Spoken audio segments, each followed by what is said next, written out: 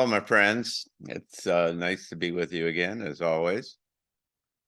Wanted to talk to you a little bit about this new world that's emerging and the extraordinary change that we've got coming downstream and what's happening to us as human beings. I'm joined tonight by Penny Kelly, our dear and old friend, who is going to come and join in this conversation here in a little bit. But let me set this up first of all. One of the big questions associated with this evolutionary jump, this push to a higher level of consciousness, whatever you want to call it, is to try to understand the process that is happening. And I mean, more to our subject of what we're talking about tonight, is where this is going. What's this likely to be? How does this what does it turn into as we get downstream? And what I mean by that is that there are plenty of kind of theories and ideas about what this kind of new human in this new world might look like. But they're hindered, they're shaped, they're colored necessarily by the information that we have available to us, the history that we have, the experiences we have, what we've been exposed to. We essentially think with what we brought with us for the most part, that everything that we look at, everything that we analyze, we necessarily, and I mean, if you think about it, it's just self-evident, we necessarily think about it in terms of what we know, or we think we know, or what we've been exposed to, or so on. And so it's really limited, and it's particularly limited when you're working your way into a space that by definition is very, very different from where we've been, because it cannot be described in terms of the past, because it isn't of the past, it's of the future. And so it really is a whole new space, and it's operates in different ways. And so you've got to kind of push yourself into a new position, into a new environment, into a new perspective in order to even begin to make sense out of it. It's just it's obvious. You can't describe these new things in terms of the old stuff, because they're not old, they're new, right? Which is the argument for being open and permeable, so that the light and the new ideas and the other kind of things come in, so that you can start to see things in new ways. That's probably central, seems to me anyway, central to the whole kind of day-to-day process of getting from here to there, is to have this openness to be able to suss the vibes, to see the new little ideas, the new things, and to see the connections and the new relationships and things that you haven't seen before.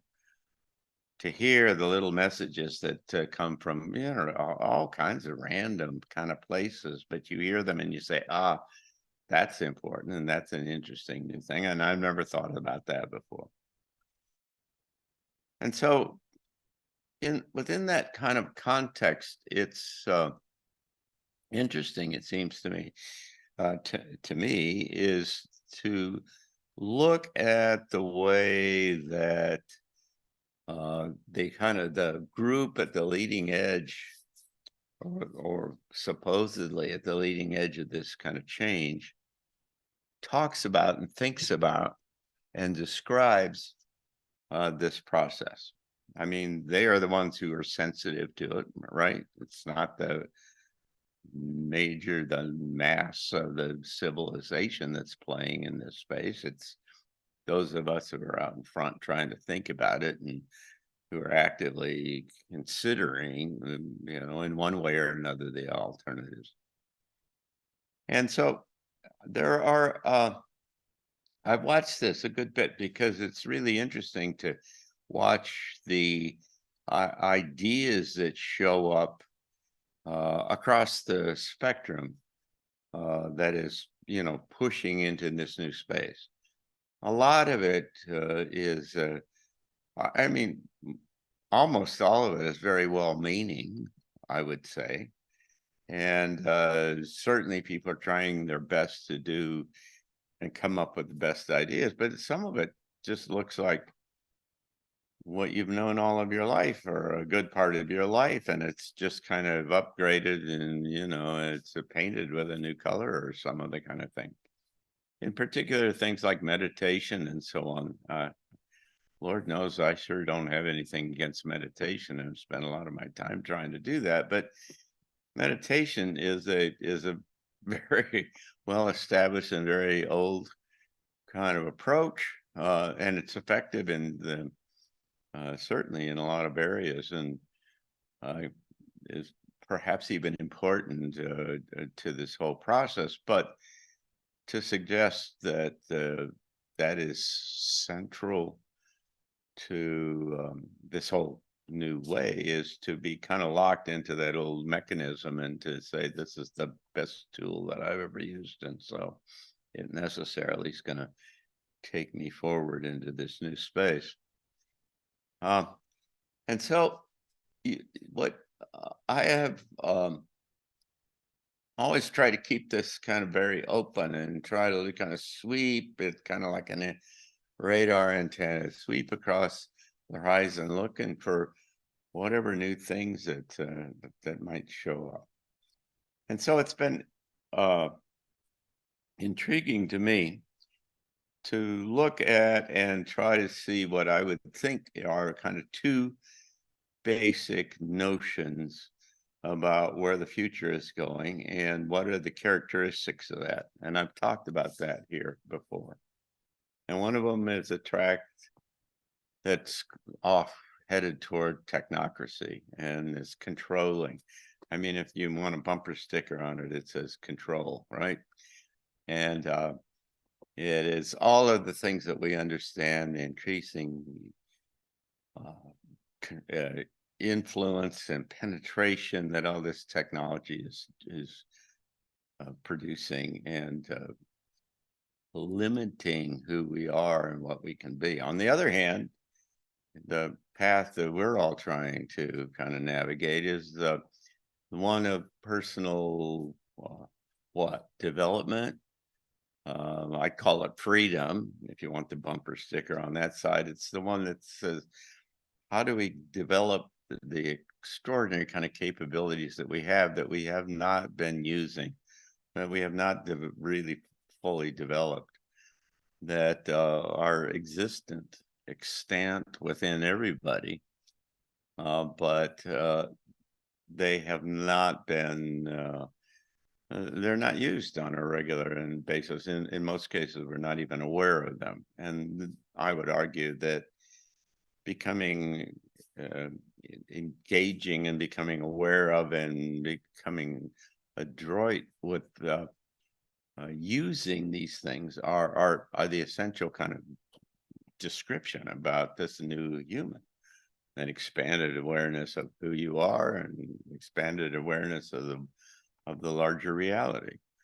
And so that's just it's about who we become, who we can become in this space. Now, I would suggest in that space is that if you got the kind of the bumper sticker notion of freedom as being the kind of the basic kind of idea that it's about freedom, about who we can be individually. It's not like that it's just an inversion of where we've all come from, because we've come from a society where it's been fundamentally about saying that all of the power and capability and problems and everything are out on the outside of you, and they're part of the outside world, and politics and money and all of those kinds of things are things, and that's where your problems are. And the inversion of that says that you have the ability to change and influence the essence of your reality, manifest, all kinds of things, uh, based essentially upon who you want, what you want, and what you want to be. So it's powerful. It's freedom. It's this personal kind of freedom to become who you can be. I think that that's the kind of the thread that goes through the middle of this. Um, it's really very important because it it's the kind of the North Star orientation, if you want to if you want to kind of position yourself in this process, is to say this is about me and how I become, and uh, what I want to become. What I mean, it's about me and the decisions that I make. It's not about other people on the outside, right? This is not about checking out with my family or with my significant other or whatever it is, or what the government or anybody else has to say. This is really about grasping your power, embracing the power that you already have to be able to make the decisions and decide where you want to go. When you do that, by the way, it affects your mind necessarily. It affects your perspective, and you then treat other people quite differently and engage with the rest of the life quite differently. So that's where love and compassion and many other kind of things come out of that. But it really the origin has to do with who do you think you are? How do what capabilities do you think that you have? Who are you in terms of the larger reality? And so it's really about kind of personal development. I don't like that phrase because I don't think it fully kind of captures the essence of this. It's much bigger and more substantial than that, but this is really about an evolutionary jump. Who are you in the next stage of kind of evolution? On the other hand, you've got all of this technology that is very oppressive, and it's almost like a spectrum of oppression. And it starts with simple things like cell phones and email and other kinds of stuff, and then goes into all of these invasive kind of things that are around all over the place and growing more so, that track whatever you think and whatever you watch and wherever you go and all of that kind of stuff. And it's all under the table, and it's kind of it's you don't know that it's going on if you're not aware of it. I mean, and it doesn't telegraph. It doesn't tell about itself at all in kind of everyday life, but it's just going on crazy, and it's getting bigger and bigger and bigger. It's monitoring everything that we do, even more so than we even begin to think. And so there's this interesting kind of middle ground. We've talked about it on Quartet a little bit this last time, this middle ground about how do you deal with the technologies in the near kind of future where you've got to use these things and you have to take advantage of them. You can't live in this environment, in this life, without some of the stuff.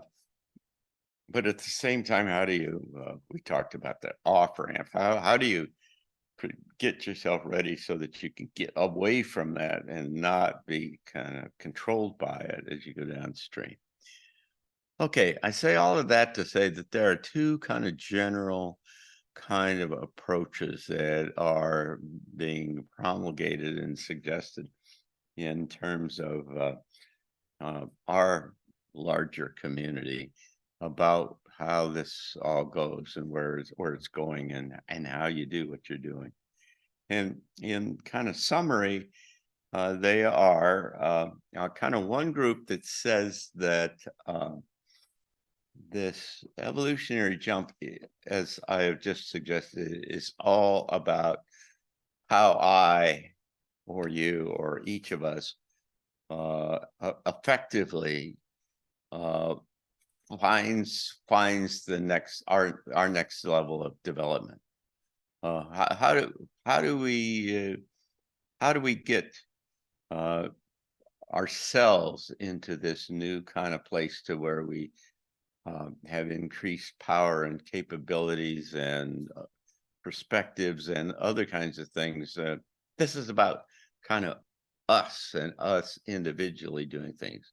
There is another group in this space, though, that is suggesting that this is all that the next step in this evolutionary jump, or this developmental area, is how we all connect together with each other in various ways, some of which are based upon technology. There's quite a significant movement, and then with the well-known people who are kind of at the front of this thing, who are talking about how your heart and your brain and coherence, and how that you can get that to connect that with other kinds of people, so much so that it's gotten to where there are now technologies and devices that you're supposed to wear, and that these are connect to other people like-minded, and so that you get this generalized kind of increase of or kind of net effect across a variety of people who are all trying to move in the same direction. This is there's an important distinction in the middle of here that I'd like to make, because I think it's really structurally at the bottom of how we make decisions going forward. And that is that this one track that I've just described is about how you connect yourself up with others, and you use technology to do that, and you do global networks and other such things. And and you use this wearable technology, which is the same stuff that is being, everybody that's got a Apple phone or an Apple Watch and all kinds of other kinds of devices like that are just being monitored, and the information is being, for other reasons, being all sucked up and gathered. But what they're trying to do is repurpose, in a sense, repurpose that basic kind of technology and into a network. And essentially the focus is on the network and everybody in the network. And it is not predominantly the individual. On the other side, that I said before, it's not about the network. It's not about everybody else. It's really focused on each of us as individuals. And essentially says that we're the ones who know who we are. We don't know who anybody else is in any significant way. We've got ideas, of course, but we're not in anybody else's head. And so the responsibility we have is to ourselves. And so, and one would argue in that space is that we are an essential part of God, where we can behave like God. Our job is to rise to the occasion, to where we kind of act like, that we're an integral part of the creator, and that we can do all kinds of things that we have never understood that we could do before. So it's a focus on this personal expansion and so on. Now, this is important for more than just theoretical reasons. I would suggest to you the possibility, and this could be the basis of further discussion, is that this networked kind of organization that is being promoted here, which is just a kind of our version of the kind of far more comprehensive and invasive network that the whole technocratic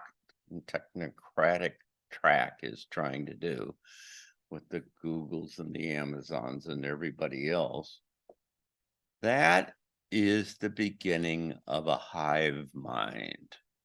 That is the beginning of a system where you as an individual are increasingly suppressed and you become a component part of this larger kind of um, hive mind, this kind of system where the some one other or small number of people make the decision for the whole group and it follows wherever they go.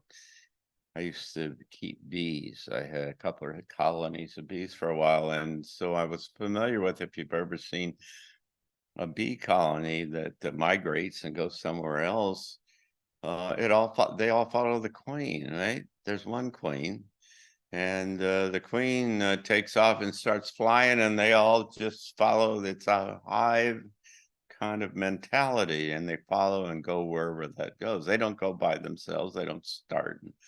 They all are related to the, and so that's what this is. Now, this is interesting, additionally to me, because I have heard reports, multiple reports from different kind of sources that presume to have the basis to have some credibility in this space, that say that there are different alien groups or other extraterrestrial groups that in fact operate primarily around this kind of hive mind kind of framework. That is to say, they don't make any decisions on their own of any significance. They have maybe limited amount of operating space. But they are, or they have any kind of autonomy, and they're all dependent upon some higher, some controlling group somewhere. It's a little bit like the Matrix movie, I suppose, and some uh, and many other kind of spaces, sources like that, or descriptions or stories. And so there is, and you could make the case, I think, that the ultimate kind of controlling mechanism kind of looks like that you are in this mesh network that is all connected together with all of the humans in the thing, and it is all controlled. That's how we've defined it, and it's going wherever the controllers want it to go. And that's antithetical, structurally, fundamentally antithetical to the other track that says you're not controlled, you're free, you do it you're on your own. The essence of how do you find your own personal kind of salvation, if you will, use that term too, or your evolution or your enlightenment or whatever the thing is. It isn't tied to the other kind of thing. And I think that that's kind of an insidious and an interestingly insidious kind of movement that's going on, that it is really setting itself to be co-opted, whether it's planned that way or not. It is structuring itself. It is focusing on the variation of the same things that the larger technocracy, technology-based kind of direction is going.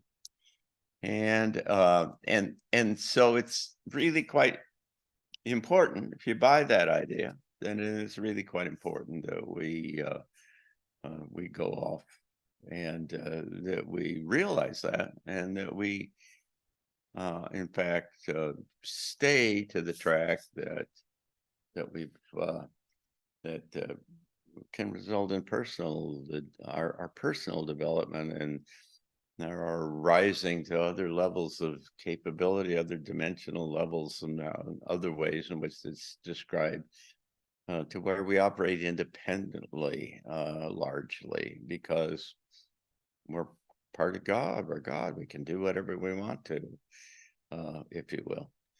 And so, I don't know, Penny, what do you think about all of that? Well, I hate to talk about hive mind stuff because it mostly frightens people, but that is exactly what the networks being constructed now are eventually meant to develop. They have frequencies that they embed in a lot of stuff that is put out by some pretty attractive people that until recently I thought I need to hear what so and so is saying and this one is saying and that. All of a sudden, and it's hard to, because I don't have any proof, but I'm really very keenly aware of changes in frequency. And all of a sudden, all of the channels that I have been watching for probably 5 years, maybe more, all of the ones that I thought were really advanced and really patriotic and really, this and that. Something in me is like, nope, don't go there, don't touch that, don't listen. Total loss of interest. And this growing sense of they've turned up the what I'll call the hypnotic frequencies a notch, and those are something that I am sensitive enough to say no, thank you. And so that does bother me. I do know that hive minds some colonies do have a hive mind, and I'm talking about colonies of people, not colonies of bees. A lot of the groups of people that I'm familiar with don't have a planet full of 8 billion people. They might have a couple 100,000 at the most. Some groups are only 10 or 20,000, maybe 10 to 15,000 on board each ship. Those are the big motherships. That's all that's left of their people. They are very, very on guard against any kind of frequency work. And then there's the groups that I remember that I have come from, and they use that same technology, but it's for all beneficial purposes.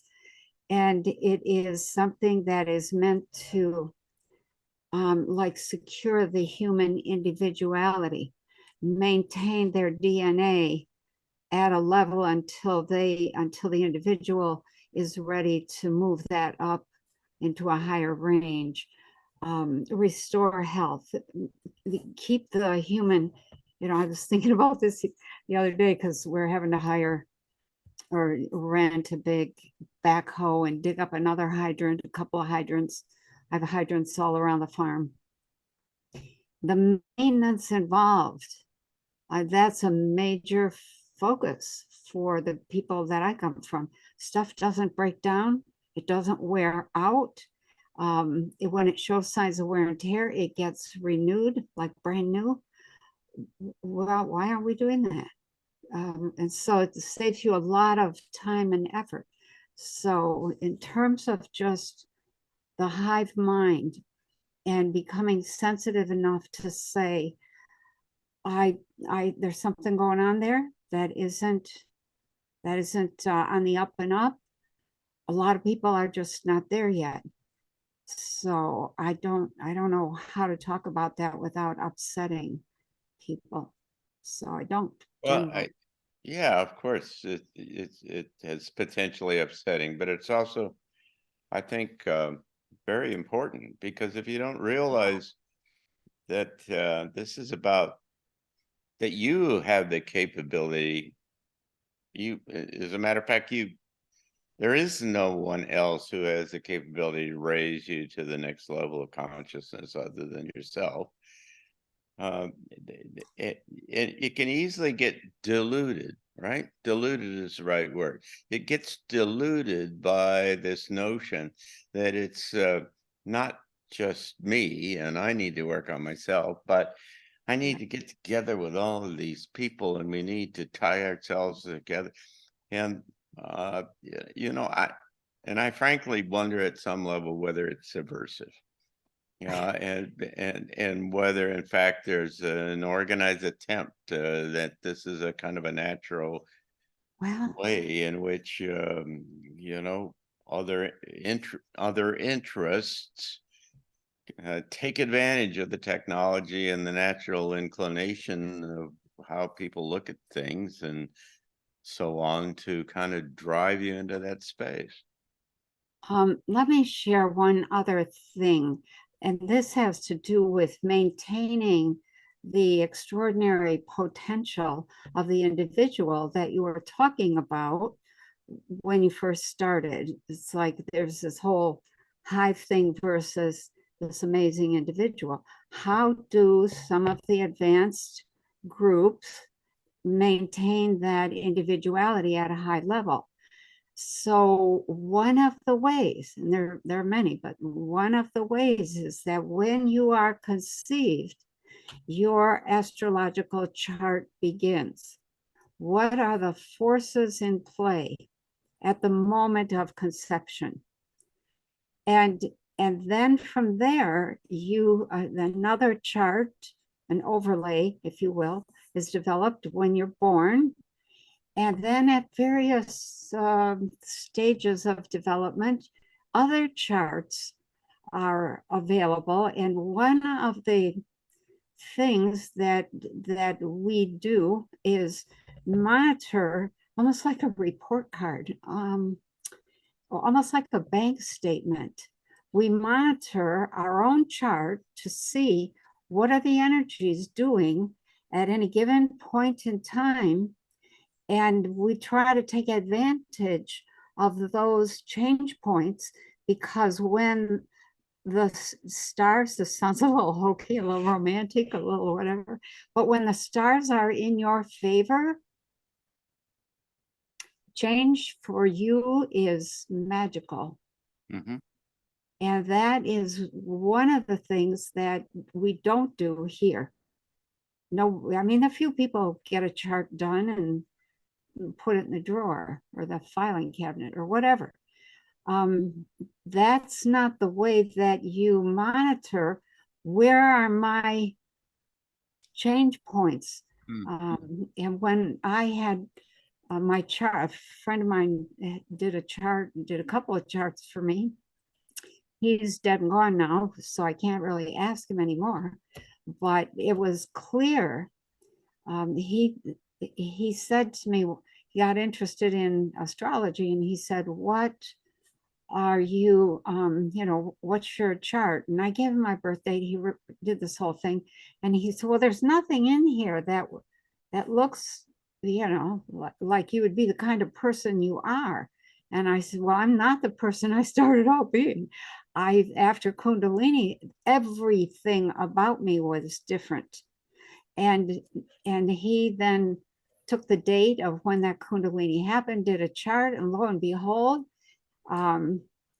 went on. I'll just say went on from there to he started paying attention on the internet to other people who talked about Kundalini, or who said they had had some kind of awakening moment, and he would write to them and say, "Hey, I'm so and so." His name was Dave, and would you mind giving me your chart, your birth information, and when did this awakening happen? And discovered that there was a configuration that happened to everybody, and that configuration was, he called it, that's a Kundalini chart right there.